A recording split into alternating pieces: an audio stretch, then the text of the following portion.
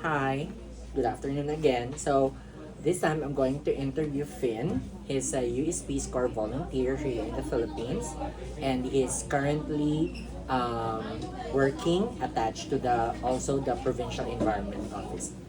Hi, Finn. Good afternoon. Hello. So, I'm going to interview you because I'm finishing a nature education course at Cornell University, and I would be very thankful if you can help me gather some ideas, share your ideas about nature education.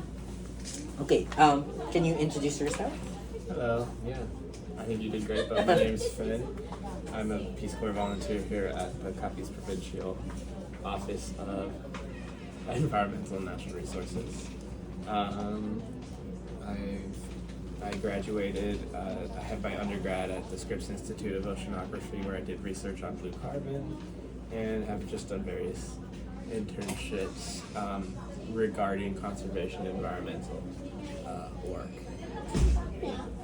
It's great. So, how long were you here in the Philippines as a US Peace Corps volunteer? I've been here now a year and a half, a little bit more than a year and a half. And we have 2-year contracts per se, so I'll be here for another half a year. And then I have the option to extend, but we'll see where things go. Yeah, but we would love to have you here for for as long as we can. So, how was your experience working here in the Philippines? Um, it was my first job per se right out of college, so I've learned a lot, and I know going forward with my career, this experience will forever mold the person I'm becoming. I've done internships and whatnot, and I've worked minimum wage jobs back in the States, and the work culture is a lot different here, in many good ways, and pros and cons for both for sure. But I ultimately think in this last year and a half, I've more learned about work and how I work and all that. Just more personal development that you've gotten here. Oh, that's great. I know that you've been working here at the Provincial Environment Office, right? And you've been involved in so many programs and projects here and activities. And of course, with your expertise in marine science and coastal resource management, you've also been working with the section on information and communication, and there's knowledge building, knowledge capacity building activities that you have. Do you think with what you have experienced there is a sort of a gap with regards to knowledge, environmental awareness, behavioral gaps, things like that, as what you have observed here in the province of Capiz? I mean, what's the word? There's so many people that I've met in the past year and a half, and they're all at various levels of awareness and environmental knowledge and nature knowledge and whatnot. So that I can't speak for everyone with what I say. There definitely seems to be some. It seems like it's just not a priority in a lot of schools. And there's also a lot of Peace Corps volunteers at schools, and I work with them throughout the Philippines to encourage and make some sort of environmental education component. Of course. And Sorry. that's okay. The other thing, what's the word? Sorry. It's not that I wouldn't say that it's not there, that knowledge, but it's not prioritized and it's not brought out in people. Oh yeah. And so I think there's that opportunity for us to really easily incorporate this nature education, environmental education, and bring something out that's inherent in all of us. Yeah. but since it's not prioritized, it's not, you don't see it as much as you could otherwise. Did so you like experience that it's not getting any value, or yeah, well, not necessarily getting any value, but it's, yeah, that's what you said, it's not that a priority. It's like we're not placing value in this education. And that's really what I see. The value's not there. Yeah, And we don't yeah. see it, but we could. Okay. So I just would like to ask, because I'm actually developing a an outdoor lesson plan that will involve educating, of course, learners. It's going to be an outdoor activity, with nature education principles in it. And of course, I would like to ask you, because in the US, we know that you have very strong nature education, environmental education, like programs and things like that. So, how do you do it in the US? Like Yeah. doing nature education, bringing children back to nature, things like that. I worked for this organization that was tasked to conserve and protect this salt marsh back in San Diego. And we had programs, we had different programs depending on the age group. So for kids, and each age group and program was run by separate people. Okay. So we had this program. So you have like programs for small kids, then for middle-aged kids, And then even beyond that, college High school students and upwards to people who have retired even. My focus at the time was actually for the people who had retired. But I did work somewhat with the people who were creating like educational plans for for kids.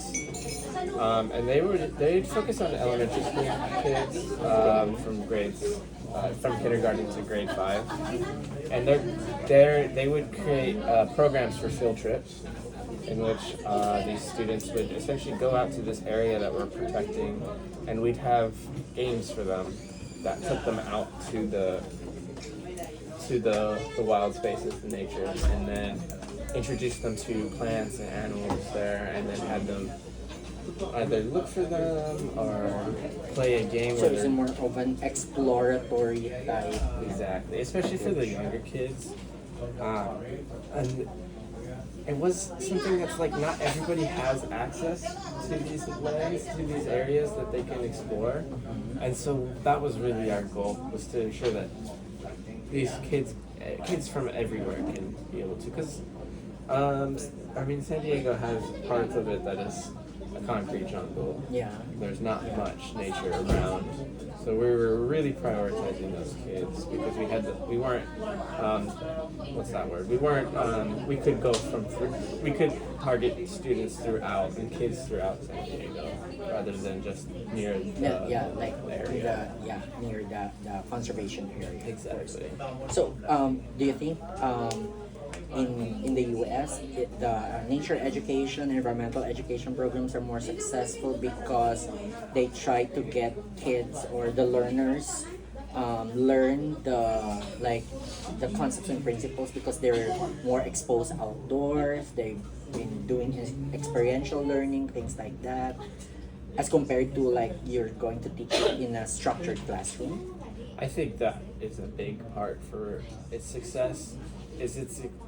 You're going out and you're really building a connection with the wild spaces, and that's what keeps you motivated. That's what keeps you going. But the other thing is, it's just something that's continued, and it's not per se. I wouldn't say It's not a one-time only activity. Yeah, it's something that's really pushed through, not just as your kid, but Is it a throughout. part of the regular curriculum, the standard curriculum, or is it just like a supplemental class for like sciences or local history, things like that?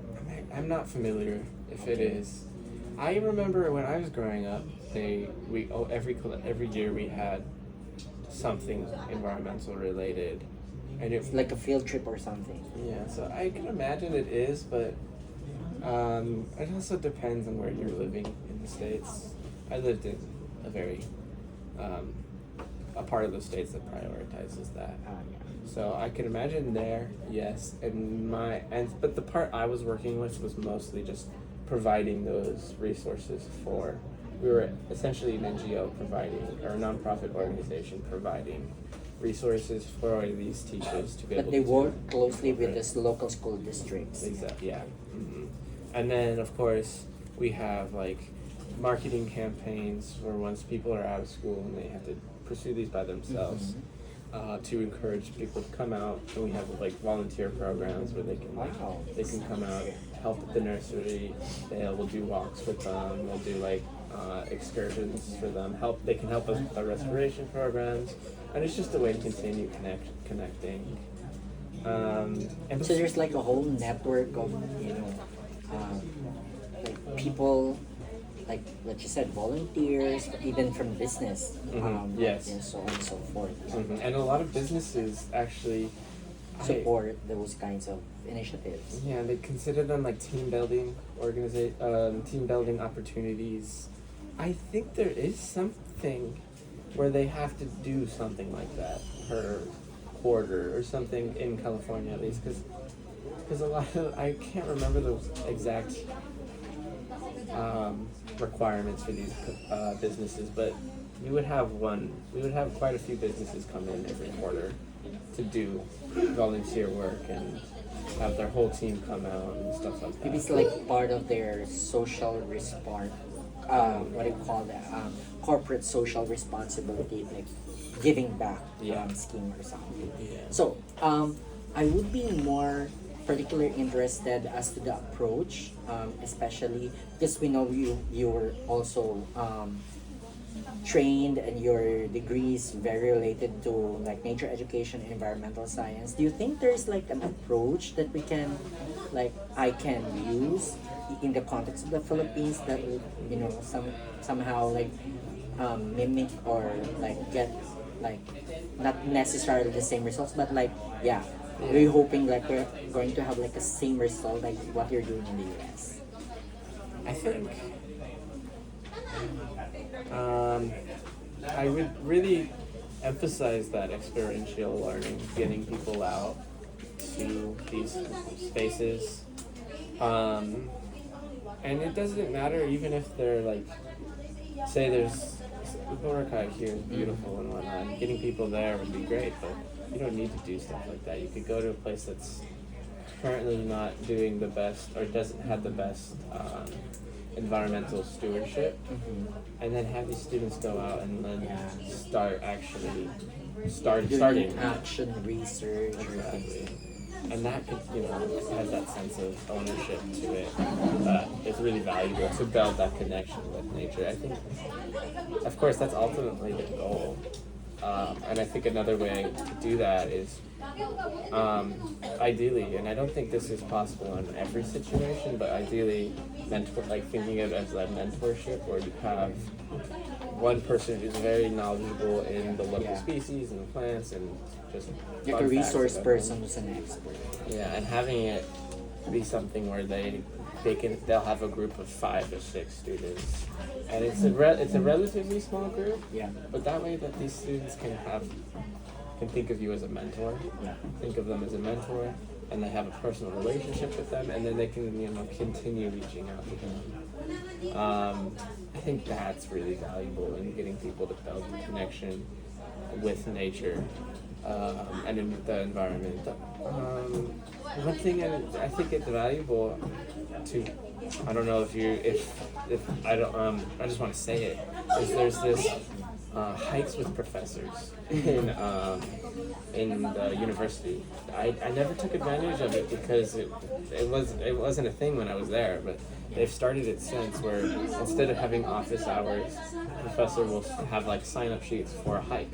Wow. And they'll go on a hike with a bunch of their students. And just talk about, just get outside. Yeah, and just then you don't necessarily even have to talk about nature, but of course you're out there, so it's gonna happen. Yeah, of course. Yeah. Naturally it would. Yeah, I just think that for college age students, that's a really, if you can ever incorporate that, that's It's also something. like not necessarily like what you said, like you cut particularly cut classes when you go outdoors. But yeah, like the value of like getting outdoor and then like what do you call this? Like an outlet, a debriefing from like you, disconnecting from the four walls of the classroom and then going outdoors is uh, sure for very fun, and at the same time you'll be learning a lot, Yeah, yeah. especially if your professor is your guide also. And it's very valuable for students to help, build relationships with those professors and kind of have Like some you sort of said, like a mentor. mentoring stuff, yeah, and not just like like a very superficial field trip guide thing, that is a more deeper connection, and yeah. Yeah, and I think just thinking of how to get people out throughout their lives. Like, of course, there's a lot of value and leverage when you're helping young kids and students and whatnot, but just giving people opportunities to get out is so valuable.